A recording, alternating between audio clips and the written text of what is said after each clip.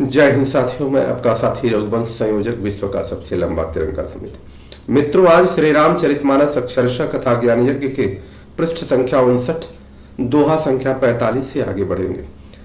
पिछले दिवस में हमने देखा कि भरद्वाज मुनि का और याज्ञवल्क जी का संवाद प्रारंभ हो गया है।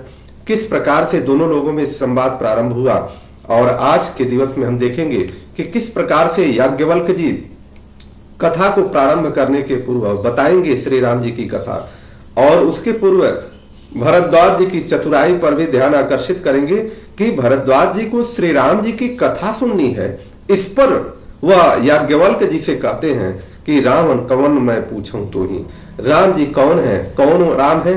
दशरथ वाले राम जिनकी हम लोग जाप करते हैं, या भोलेनाथ जिनकी जाप करते हैं, वो दशरथ जी के पुत्र जो हैं वो राम है कि कोई और है? और इस चतुराई पर प्रश्न, इस चतुराई पूर्ण प्रश्न पर वह किस प्रकार से ध्यान आकर्षित करते हैं। आगे देखिए, गोस्वामी जी लिखते हैं, असविचारी प्रगटौ निज मोहु, हरहु नाथ करि जन पर जोहु, राम नाम कर अमित प्रभावा, संत पुराण उपनिषद गावा। यही सोचकर मैं अपना अज्ञान प्रकट करता हूं। देखिए, भरद्वाज जी कह रहे हैं कि यही सोचकर मैं अपना ज्ञान प्रकट करता हूं कि हे नाथ, सेवक पर कृपा करके इस अज्ञान का नाश कीजिए। संतों, पुराणों और उपनिषदों ने राम नाम के असीम प्रभाव का गान किया है। संतत जपत शंभु अविनाशी, अशिव भगवान ज्ञान गुण राशि, आकर चारि जीव जगया हई, काशी मरत परम पद लहई।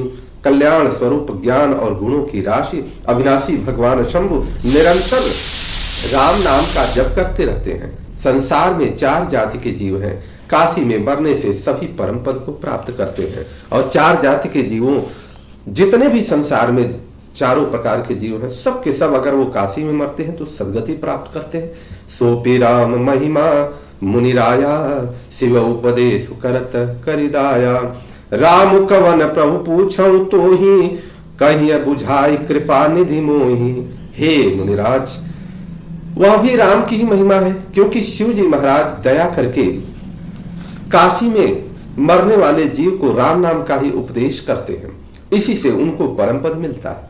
हे प्रभु, मैं आपसे पूछता हूं कि वे राम कौन है? हे कृपा निधान, मुझे का समझा करके कहिए। अब फिर वो कहते हैं कि एक राम अवधेश कुमारा, तिन कर चरित विदित संसारा।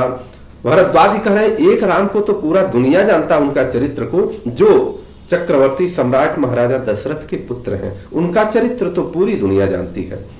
नारी विरह दुख लयऊ अपारा, भयऊ रो शरण रावण मारा। जो स्त्री के विरह में अपार दुख उठाए और क्रोध आने पर युद्ध में रावण को मारा।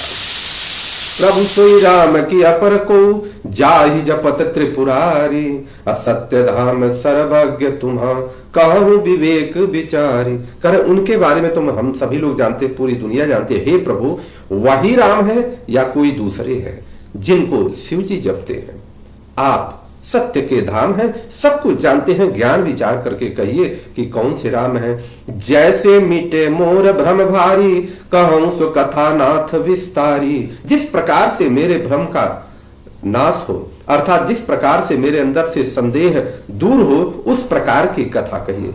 जाग बलिक बोले मुस्काई, तुम ही विदित रघुपति प्रभुताई। याज्ञवल्क जी मुस्कुरा करके कह रहे हैं कि श्री रघुनाथ जी की प्रभुता को तो तुम जानते हो। अब जानते हो, इसका अर्थ क्या है?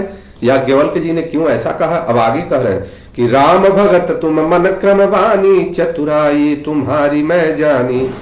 राम जी के भक्त तुम कैसे हो? मन, क्रम और वचन, मन, कर्म और वचन से सबसे तुम राम जी के ही भक्त हो। लेकिन तुम्हारी चतुराई मैं जान गया। कौन सी चतुराई? जब गुरु से या किसी भी श्रेष्ठ व्यक्ति से कुछ जानने की या कुछ बार बार सुनने की आशा हो, तो इस प्रकार से, जिस प्रकार से भरद्वाज जी ने याज्ञवल्क जी से पूछा है, उस प्रकार से अगर आप पूछेंगे तो वह आपको ज्ञान भी मिलेगा और उसका आनंद भी मिलेगा, और आपका ये भी नहीं होगा कि आपने उनका परीक्षा लिया है। तो कह रहे, मैं तुम्हारी चतुराई जानता हूं। क्या? कि चाहूं सुने राम गुण गूढ़ा, किन्हीं प्रश्न मनहु अति मूढ़ा। तुम श्री रामचंद्र जी के रहस्यमय गुणों को सुनना चाहते हो, इसी से तुमने ऐसा प्रश्न किया है मानो बड़े ही मूढ़ हो। तात सुनहु, मूढ़ मतलब मूर्ख हो, ऐसा प्रश्न कर दिया। तात सुनहु सादर मनुलाई, कहूँ राम के कथा सुहाई। और फिर कहते हैं, हे तात तुम आदर पूर्वक मन लगा करके श्री राम जी का सुंदर कथा मैं कहता हूं उसको तुम सुनो। अब याज्ञवल्क्य जी बात प्रारंभ करते हैं। कथा को प्रारंभ करने के पूर्व कथा की महिमा वो बताना प्रारंभ करते हैं। क्या कहते हैं याज्ञवल्क्य जी? कहते हैं कि महामोह महिषेषु विशाला, राम कथा कालिका कराला।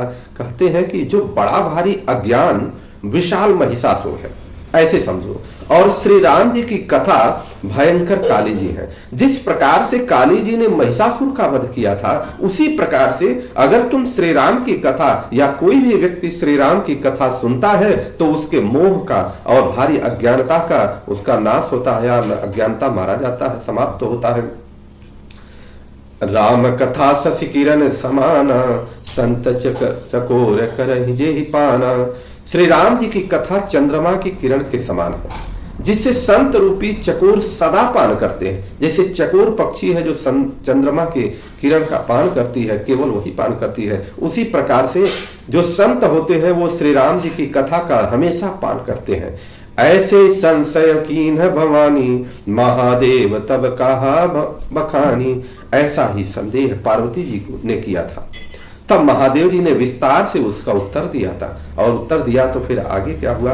कहो सुमति अनुहारी अब, उमा शंभु संवाद, अभय समय जेहि हेतु जेहि, सुन मिन मिटहि विषाद। अब मैं अपनी बुद्धि के अनुसार वही उमा और शिव जी के संवाद कहता हूँ। वह जिस समय और जिस हेतु से हुआ उसे हे मुनि तुम सुनो, ध्यान करके सुनो, तुम्हारा सब विषाद मिट जाएगा। अब भोलेनाथ तो सर्वज्ञ हैं, अविनाशी हैं, सब कुछ जानते हैं, फिर भी वो श्री राम जी की कथा सुनते हैं और कहते हैं कैसे कि एक बार त्रेता युग माही, शंभु गए कुंभज ऋषि पाही। एक बार त्रेता युग में शंभु गए कुंभज ऋषि पाही, भोलेनाथ अगस्त ऋषि के पास गए। संग सती जग जननी भवानी, पूजे ऋषि अखिलेश्वर जानी। संग में सती भवानी थी, माता सती जी थी, और ऋषि ने जब भोलेनाथ को, माता सती जी को देखा तो ऋषि ने संपूर्ण जगत के ईश्वर जानकर उनका पूजन किया, पूजन अर्चन किया, बैठाया और बैठा करके उचित आसन दिया। आसन देने के बाद वो क्या करते हैं कि राम कथा मुनिवर जब खानी, सुनी महेश परम सुख मानी। मुनिवर अगस्त जी ने राम कथा विस्तार से कही, जिसको महेश्वर ने परम सुख मानकर सुना।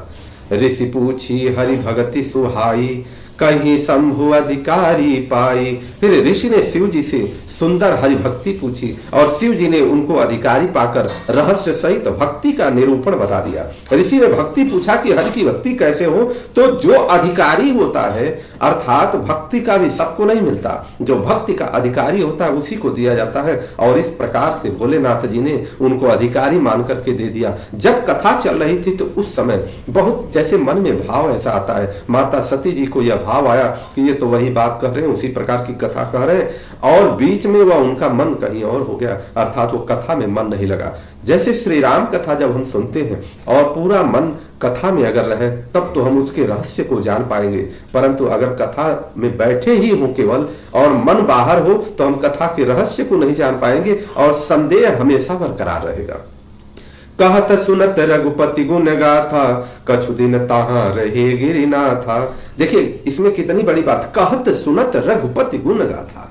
श्री रघुनाथ जी के गुणों की कथाएं कहते सुनते, अर्थात कुछ भोलेनाथ बताते हैं और कुछ अगस्त मुनि बताते हैं, अगस्त ऋषि बताते हैं। दोनों लोग एक दूसरे को कहते सुनते और उसके बाद कुछ दिन भोलेनाथ वहां पर रहे। फिर क्या हुआ कि मुनि सन विदा मांगी त्रिपुरारी, चले भवन संग दक्ष कुमारी। फिर मुनि से विदा मांग करके त्रिपुरारी भगवान भोलेनाथ शिव जी दक्ष कुमारी माता सती जी के साथ वो चल दिए। तेहि अवसर भंजन मही भारा, हरि रघुवंश लीन है अवतारा। उन्हीं दिनों पृथ्वी का भार उतारने के लिए श्री हरि ने रघुवंश में अवतार लिया और पिता वचन तजि राजू उदासी, दंडक वन विचरत अविनाशी। वे अविनाशी भगवान उस समय पिता के वचन से राज्य का त्याग करके तपस्वी या साधु वेश में दंडक वन में विचर रहे थे। दंडक वन में वह चल रहे थे तपस्वी वेश में, तो हृदय विचारत जात हर के विधि दर्शन होई, अगुप्त रूप अवतारे प्रभु गए जान सबको। शिव जी हृदय में सोच रहे थे, विचार कर रहे थे कि भगवान के दर्शन मुझे किस प्रकार हों। प्रभु ने गुप्त रूप से अवतार लिया है, मेरे जाने से सब लोग जान जाएंगे। शंकर उरयति क्षोभ सती, शंकर उरयति क्षोभ सती न जानहि मरम सुई, तुलसी दर्शन लोभ अमन दरु लोचन लालची। श्री शंकर जी के हृदय में इस बात को लेकर बड़ी खलबली, क्षोभ का अर्थ खलबली जब मच जाए, उत्पन्न हो जाए, खलबली हो गई। परंतु सती जी ने इस भेद को नहीं जाना, वो जानती नहीं थी। तुलसीदास जी कहते हैं कि शिव जी के मन में भेद खुलने का डर था, परंतु दर्शन के लोभ से उनके नेत्र ललचा रहे थे। मन में वह सामने प्रकट हो जाते तब तो उनका सब हो जाता, शिव का काम हो जाता, लेकिन भेद खुल जाएगा कि यही है प्रभु भोलेनाथ जी के आराध्य, तो इसलिए वह, लेकिन फिर भी उनके दर्शन करने के डर, एकदम लालच में पड़े थे, उनके आंखें ललचा रही थी। रावण मरण मनुज कर जाचा, प्रभु विधि वचन कीन्ह चह साचा, जो नहीं जाई रहि पछतावा, करत विचार न बनत बनावा। रावण ने अपनी मृत्यु मनुष्य के हाथ से मांगी थी। ब्रह्मा जी के वचनों को प्रभु सत्य करना चाहते हैं, और मैं जो पास नहीं जाता हूं तो बड़ा पछतावा रह जाएगा। इस प्रकार शिव जी विचार करते थे, परंतु कोई भी युक्ति ठीक नहीं बैठती।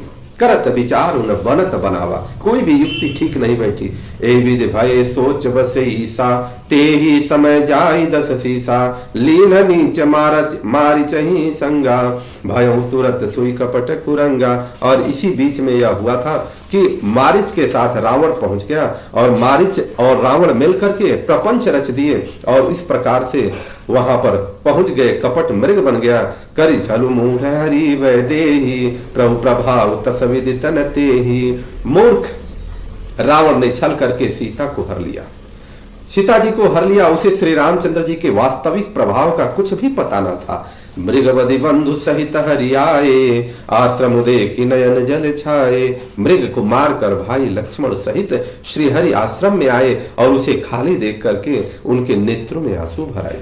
बिरह विकल नर इव रघुराई, खोजत विपिन फिरत दो भाई, कबहु जोग वियोग न जाके, देखा प्रगट विरह दुखता के। श्री रघुनाथ जी मनुष्यों की भांति विरह से व्याकुल है, और दोनों भाई वन में सीता जी का खोज कर रहे हैं।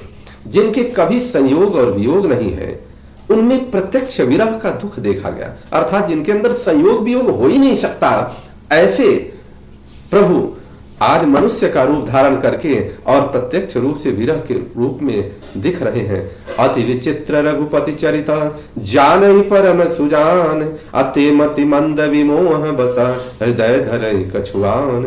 श्री रघुनाथ जी का चरित्र बड़ा ही विचित्र है, उसको पहुंचे हुए ज्ञानी भी नहीं जान सकते। जो मंद बुद्धि है, जे मति मंद विमोह बसा, वे तो विशेष रूप से मोह के वश होकर हृदय धरहि कछुआन, हृदय में कुछ दूसरी ही बात समझ बैठते हैं। उनको ये समझ में आता है कि प्रभु जी विलाप कर रहे हैं, प्रभु जी दुख सह रहे हैं। उनको यह नहीं समझ है कि प्रभु विलाप नहीं कर रहे हैं, प्रभु तो मानवीय रूप में लेकर के लीला कर रहे हैं। इस प्रकार से आज प्रभु अब किस प्रकार से भोलेनाथ जी का दर्शन करेंगे, और भोलेनाथ जी किस प्रकार से प्रभु श्री रामचंद्र जी का दर्शन करेंगे, माता सती जी किस प्रकार से सीता जी के रूप में जाकर के परीक्षा लेने का प्रयास करेंगे आगे अगले दिन। आप सभी लोगों का दिन शुभ हो, मंगल हो, भोलेनाथ की कृपा आप पर बनी रहे। बोलिए माता जानकी की जय, प्रभु श्री रामचंद्र की जय, चारों भाइयों की जय, श्री अयोध्या धाम की जय, श्री सरयू मैया की जय, श्री याज्ञवल्क मुनि की जय, श्री भरद्वाज मुनि की जय, श्री हनुमान जी महाराज की जय, माता पार्वती की जय, भगवान भोलेनाथ की